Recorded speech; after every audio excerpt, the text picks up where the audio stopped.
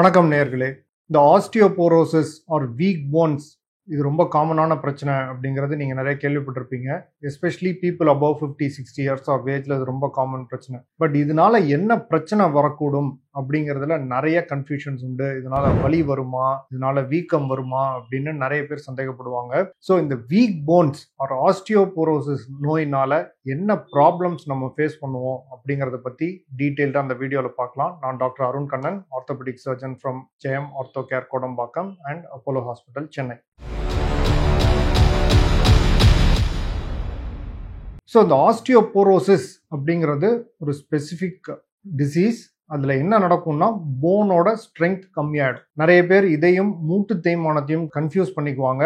அது osteo arthritis. நம்ம இன்னைக்கு பேச போகிறது ஆஸ்டியோபோரோசிஸ் வீக் போன்ஸ். இது போன் சம்பந்தப்பட்ட பிரச்சனை. ஜாயிண்ட், நீ ஜாயிண்ட், இந்த மாதிரி ஜாயிண்ட் சம்பந்தப்பட்ட பிரச்சனை கிடையாது. போனோட ஸ்ட்ரென்த் குறையறதுக்கு பேரு ஆஸ்டியோபோரோசிஸ். இப்போ போன் பார்த்தோம் அப்படின்னா ஒரு சாலிட் மாதிரி இருக்கிறது கிடையாது, ஒரு ஸ்பாஞ்ச் மாதிரி ஸ்ட்ரக்சரா இருக்கும். உதாரணத்துக்கு இந்த படத்துல பாத்தீங்கன்னா தெரியும் உங்களுக்கு, போனை ஒரு கிராஸ் செக்ஷன் மாதிரி பண்ணோம்னா அது ஒரு ஸ்பாஞ்சி ஃபார்ம் ஸ்ட்ரக்சர் அப்படின்னு சொல்லுவோம். உள்ள கேன்சலஸ் போன் அப்படின்னு சொல்லுவோம். ஸோ அது ஒரு சாலிடா இருக்காது, ஒரு பல வளைவு ஒரு நெட் சேர்ந்த மாதிரி இருக்கும். ஸோ இந்த நெட் எவ்வளோ அடர்த்தியா இருக்கு அப்படின்றது தான் நம்ம போன் டென்சிட்டியை டிசைட் பண்ணும். இந்த சின்ன சின்ன பில்லர்ஸ் உள்ள இருக்கிறது தள்ளி தள்ளி இருந்துச்சு அப்படின்னா போன் டென்சிட்டி குறைவாயிடும். அதுக்கு பேர் தான் ஆஸ்டியோபோரோசிஸ். ஸோ ஆஸ்டியோபோரோசிஸ்ங்கிறது நம்ம போனுக்குள்ள இருக்கிற ஸ்ட்ரக்சர்ல இந்த டென்சிட்டி கம்மியாகிறது. இதுதான் வீக் போன்ஸ் ஆஸ்டியோபோரோசிஸ். ஏஜ் ஆக ஆக என்ன ஆகும்னா இந்த டென்சிட்டி நார்மலாகவே கொஞ்சம் கொஞ்சமாக குறையிறது ஒரு இயல்பு தான், ஒரு நேச்சுரல் ஃபினாமினன். ஜென்ரலாக பார்த்தோம்னா நம்மளோட பீக் போன் டென்சிட்டி அப்படின்னு சொல்லுவோம். இந்த போனோட டென்சிட்டி மேக்ஸிமமாக இருக்கிறது around 30 to 35 years of age. அப்பையிலேருந்து ஆரம்பிச்சு கொஞ்சம் கொஞ்சமாக குறையிறதுங்கிறது ஒரு இயல்பு நடைமுறை. நேச்சுரலாக எப்படி நம்ம வயசாகுதோ அதே மாதிரி இயல்பாக இது கம்மியாகும்.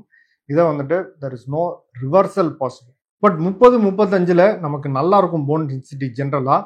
அதுலேருந்து கொஞ்சம் கொஞ்சமாங்கிறது நான் சொல்கிறது மாத கணக்கில் இல்லை, வருஷ கணக்கில் கூட கிடையாது. 5 வருஷம் 10 வருஷம் அப்படி தான் நம்ம போன் டென்சிட்டியை பார்க்க முடியும். ஜென்ரலாக பார்த்தோம்னா ஒரு 60 வயசு 70 வயசில் பார்த்தோம்னா போன் டென்சிட்டி குறைவாகிறதுக்கு நிறைய வாய்ப்புகள் உண்டு. ஆஸ்டியோபோரோசிஸ் வரும். சில பீப்புளில் பார்த்தீங்கன்னா இந்த போன் டென்சிட்டி கொஞ்சம் அர்லியராகவே குறையறதுக்கு வாய்ப்புகள் உண்டு.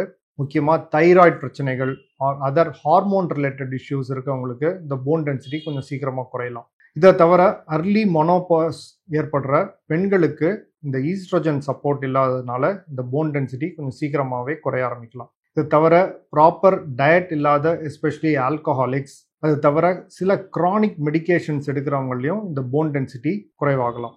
முக்கியமாக ஸ்டீராய்டு மெடிகேஷன் ஆர் இந்த எபிலெப்சிக்காக எடுக்கிற மெடிகேஷன்ஸ், அதாவது வலிப்பு, இதுக்காக எடுக்கிற மெடிகேஷன்ஸ் ரொம்ப நாள் எடுக்கிற மாதிரி இருக்கும். இதனால ஒரு சில டைம் போன் டென்சிட்டி குறையும். பட் ஜென்ரலாக எல்லாருக்கும் ஸ்க்ரீனிங் பண்ணி பார்க்கணுமா போன் டென்சிட்டி அப்படின்னா தேவை கிடையாது. இந்த ரிஸ்க் ஃபேக்டர்ஸ், அதாவது early menopause or thyroid problems or other hormonal issues, long term medications, இது இருக்கவங்களுக்கு ஸ்க்ரீனிங் ஆர் ஸ்க்ரீன் பண்ணி பார்க்கலாம். டெஸ்ட் பண்ணி ஸ்க்ரீன் பண்ணி இந்த போன் டென்சிட்டி குறைவாக இருக்கா அப்படின்னு பார்க்கலாம். பட் ஜென்ரலாக எல்லாருக்கும் ஸ்க்ரீன் பண்ணணுன்றது அவசியம் கிடையாது. இந்த போன் டென்சிட்டியை பார்க்கறதுக்கு ஒரு முக்கியமான டெஸ்ட் அப்படின்னா டெக்ஸா ஸ்கேன் அப்படின்னு சொல்லுவோம். இதில் ஜென்ரலாக ஹிப் ஜாயிண்ட், ஸ்பைன், அதாவது வந்துட்டு நம்மளோட தண்டுவடம், இதிலெல்லாம் போன் டென்சிட்டியை பார்க்குற மாதிரி ஒரு ஸ்கேன் இருக்கு. அதில் பார்த்தோம்னா தான் நமக்கு கரெக்டாக தெரியும் இந்த ஆஸ்டியோபோரோசிஸ் இருக்கா இல்லையா. இதில் நிறைய என்ன கன்ஃபியூஷன்னா, எனக்கு வீக் போன்ஸ் இருந்துச்சுன்னா எனக்கு வலி ஏற்படுமா அப்படின்னு கேட்பாங்க. ரெண்டாவது, நிறைய பேர் வேற ஏதாவது வலி, கால் வலி, கை வலியோட வர்றவங்க எனக்கு போன்ஸ் வீக்காக இருக்கா அதனால எனக்கு வலி வந்திருக்கா அப்படின்றது கேட்பாங்க. முக்கியமான தகவல் என்ன அப்படின்னா, இந்த ஆஸ்டியோபோரோசிஸ் அப்படிங்கிறது ஒரு சைலண்ட் டிசீஸ்.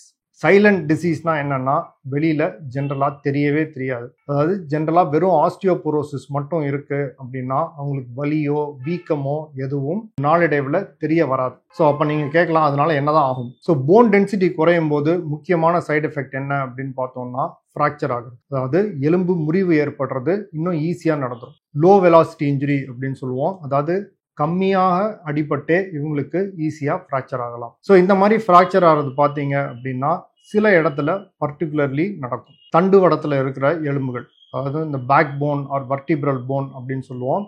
இதில் வெர்டிப்ரல் கம்ப்ரெஷன் ஃப்ராக்சர் அப்படின்னு சொல்லுவோம். ஸோ இது ஒன்று. ரெண்டாவது பார்த்தீங்க அப்படின்னா ஹிப் ஜாயிண்ட், அதாவது நம்ம உடம்பும் தொடையும் சேர்ற இடத்துல இருக்கிற இந்த ஹிப் ஜாயிண்ட் கிட்ட இருக்கிற போனில் நிறைய பேருக்கு ஃப்ராக்சர் ஏற்படலாம். அடுத்து இன்னும் கொஞ்சம் ரேராக ஏற்படுற ஃப்ராக்சர் பார்த்தீங்கன்னா ஷோல்டர் ஜாயிண்ட் கிட்ட ஃப்ராக்சர்ஸ் ஏற்படும். அதே மாதிரி மணிக்கட்டு ஆர் ரிஸ்ட் ஜாயிண்ட் கிட்ட ஃப்ராக்சர்ஸ் ஏற்படலாம். இது நாளும் இந்த ஆஸ்டியோபோரோசிஸ்னால வர்ற காமன் ஃப்ராக்சர்ஸ். ஸோ வெளியிலேயே தெரிஞ்சிருக்காது, லேசா அடிபட்டு இந்த இடத்துல ஃப்ராக்சர் வரலாம். லேசா அடிபட்டுங்கிறது ஒரு சப்ஜெக்டிவ் டேர்ம். ஜென்ரலா எப்போ எடுத்துக்குவோம் அப்படின்னா, நிக்கிற ஹைட் ஆர் நடக்கிற பொசிஷன்லேருந்து விழுந்து ஃப்ராக்சர் ஆயிடுச்சுன்னா most likely due to osteoporosis அப்படிங்கிறது தான் ஜென்ரல் கன்க்ளூஷன். இப்போ நீங்கள் நிறைய கேள்விப்பட்டிருப்பீங்க, வயசானவங்க யாராவது நடந்து போயிட்டு இருந்தாங்க, பாத்ரூமில் லேசாக ஸ்லிப் ஆச்சு, அப்படியே விழுந்தாங்க, இல்லை பெட்லேருந்து கீழே விழுந்துட்டாங்க, அதுலேயே மேஜர் ஃப்ராக்சர் ஆயிடுச்சுன்னா மோஸ்ட் லைக்லி அவங்க போன் ஏற்கனவே வீக்காக இருந்தது, அதனால ஃப்ராக்சர் ஆயிருக்கு அப்படிங்கிறது தான் எடுத்துக்கணும். ஸோ இப்போ தண்டுவடத்தில் இன்னும் நடக்கும். நிறைய பேருக்கு இந்த போன் கொஞ்சம் வீக்காக இருக்கிறதுனால இந்த போன் கொஞ்சம் கொஞ்சமாக ஆஸ்டியோபோரோட்டிக் கொலாப்ஸ் ஆகி நிறைய பேருக்கு கூன் போட ஆரம்பிக்கும்.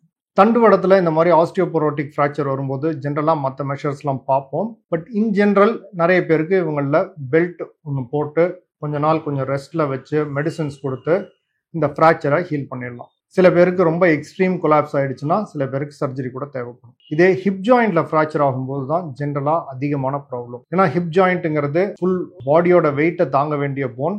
அந்த இடத்துல ஃப்ராக்சர் ஆயிடுச்சுன்னா இவங்களால நிற்க முடியாது, நடக்க முடியாது, இன்ஃபேக்ட் உட்கார்றதுக்கே ரொம்ப கஷ்டப்படுவாங்க, படுத்த படுக்கே ஆயிடுவாங்க. ஸோ ஹிப் ஃப்ராக்சர்ஸ் இந்த ஆஸ்டியோபோரோசிஸ்னால வரும்போது பெரும்பாலானோருக்கு சர்ஜரி செஞ்சு சரி பண்ணுறது தான் யூஷுவல் ட்ரீட்மெண்ட். சர்ஜரி செய்யாமல் விட்டோம்னா நிறைய பேருக்கு பெட் சோர், லங் இன்ஃபெக்ஷன், இந்த வெயினில் பிளட் கிளாட்ஸ் வர்றது போன்ற காம்ப்ளிகேஷன்ஸ் ரொம்ப அதிகம். அதனாலேயே அர்லி சர்ஜரி பண்ணி உங்களை ஓரளவுக்கு உட்கார வச்சு நடக்க வைக்கிறது தான் நம்ம ட்ரீட்மெண்ட். பாக்கி ஷோல்டர் அண்ட் ரிஸ்ட்ல ஃப்ராக்சரை பொறுத்து என்ன மாதிரி ஃப்ராக்சர் ஆயிருக்கு அப்படிங்கிறத பொறுத்து சில பேருக்கு சர்ஜரி தேவைப்படலாம், சில பேருக்கு சர்ஜரி தேவைப்படாமல் போகலாம். ஸோ இந்த ஆஸ்டியோபோரோஸ்ங்கிறது ஜென்ரலாக உங்களுக்கு தெரியாமையே கொஞ்சம் கொஞ்சமாக ஜாஸ்தி ஆகிட்டு இருக்கிறது திடீர்னு ஃப்ராக்சரில் கொண்டு போய் விட்டுரும். ஸோ இப்போ உங்களுக்கு ஏதாவது ரிஸ்க் ஃபேக்டர்ஸ் இருக்குது, அதாவது thyroid problem, hormonal issues, early menopause before 40 years of age, இல்லை லாங் டேர்ம் இந்த steroid medication or sedentary lifestyle ஒரு முக்கியமான ரிஸ்க் ஃபேக்டர். இதெல்லாம் ரொம்ப நாளாக இருக்குது அப்படின்னா தென் ஒரு தடவை நீங்கள் இதை செக் பண்ணிக்கிறது நல்லது. Especially people over 50-55 years of age. 55க்கு மேலே தான் ஜென்ரலாக இது டெவலப் ஆகும். ஸோ 55க்கு மேலே ஜென்ரலாக இந்த ஆஸ்டியோபோரோசிஸ்க்கு பார்த்தா போகும். அப்படி பார்த்துட்டோம்னா நிறைய பேருக்கு இதுக்கு மெடிகேஷன்ஸ் இருக்குது கொஞ்சம் கொஞ்சமாக இந்த போன் டென்சிட்டியை இம்ப்ரூவ் பண்ணுறதுக்கு. பட் அகைன் நான் முன்னாடி சொன்ன மாதிரி போன் டென்சிட்டிங்கிறது ரொம்ப மெதுவாக தான் குறையும், அதே மாதிரி கொஞ்சம் கொஞ்சமாக தான் ஏறவும் செய்யும். ஸோ மெடிகேஷன் எடுக்கும்போது it will be generally for years together எடுத்தால் தான் கொஞ்சம் போன் டென்சிட்டி நார்மல் ஆகும். அதுக்கப்புறம் நீங்கள் மெடிசனை ஸ்டாப் பண்ணிக்கலாம். அதே மாதிரி இந்த மாதிரி போன் டென்சிட்டி கம்மியாக இருக்குது அப்படின்னா ஒன்று மெடிசன் எடுத்து போன் டென்சிட்டியை இன்க்ரீஸ் பண்ணணும், ரெண்டாவது விழாமல் பார்த்துக்கணும். நான் சொல்லிட்டு இருந்த மாதிரி ஸ்டாண்டிங் ஹைட்லேருந்து விழுந்தாதான் உடையும், சும்மா இருக்கும்போதே போன் உடைய போகிறது கிடையாது. ஏதாவது மைனர் இன்ஜுரிஸ் இருக்கணும். ஸ்டாண்டிங் ஹைட்லேருந்து விழரும் போது தான் ஃப்ராக்சர்ஸ் ஏற்படும். ஸோ போன் டென்சிட்டி கம்மியாக இருக்குன்னா ரெண்டாவது விஷயம் ஃபால் ப்ரிவென்ஷன், விழாமல் பார்த்துக்கிறது. ஸோ இன் சம்மரி சொல்லணும் அப்படின்னா இந்த போன் டென்சிட்டி கம்மியாகிறதுக்கு பேர் ஆஸ்டியோபோரோசிஸ். ஆஸ்டியோபோரோசிஸ் அப்படிங்கிறது ஒரு சைலண்ட் டிசீஸ். ஜென்ரலாக வலி, வீக்கம் போன்ற சிம்டம்ஸ் இருக்காது. ஆஸ்டியோபோரோசிஸ் அதிகமாகும் போது என்ன ஆகும் அப்படின்னா மைனர் இன்ஜுரிஸ்லேருந்து ஃப்ராக்சர்ஸ் ஏற்படலாம். முக்கியமாக தண்டுவடம், ஹிப் ஜாயிண்ட், அதை தவிர ஷோல்டர் அண்ட் ரிஸ்ட், இந்த 4 இடத்துல காமன் ஃப்ராக்சர்ஸ் ஏற்படும். ஸோ முன்கூட்டியே இதை பார்த்து அதோட ரிஸ்க் ஃபேக்டர்ஸ் இருந்துச்சுன்னா இதுக்கான டெக்ஸா ஸ்கேன் பண்ணி அதை பார்த்துட்டு மெடிசின்ஸ் அண்ட் ஆக்டிவிட்டி மாடிஃபிகேஷன்ஸ் பண்ணிக்கிறது நல்லது. செடென்ட்ரி லைஃப் ஸ்டைல் ஒரு முக்கியமான risk factor. So sedentary life ஸ்டைலை விட்டுட்டு டெய்லி வாக்கிங் போகிறது போன்ஸுக்கு ரொம்ப ஹெல்தி ஹேபிட். தேங்க்யூ.